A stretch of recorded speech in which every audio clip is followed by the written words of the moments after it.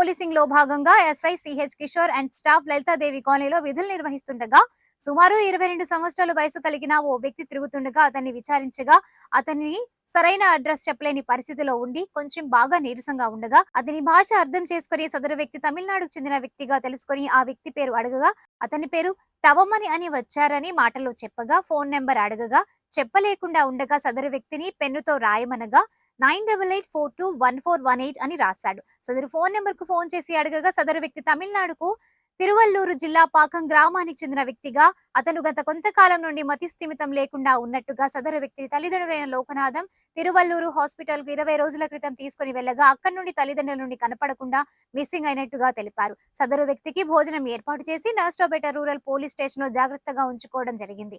సదరు విషయమై తవమని తల్లిదండ్రులకు తెలియజేయడం జరిగింది. అతనిని తల్లిదండ్రులు వచ్చే వరకు తవమని పోలీస్ స్టేషన్ నందు జాగ్రత్తగా ఉంచుకుంటామన్నారు. అతనికి ఆహారం, మెడిసిన్ ఇచ్చి బాగా చూసుకోవడం జరుగుతోంది.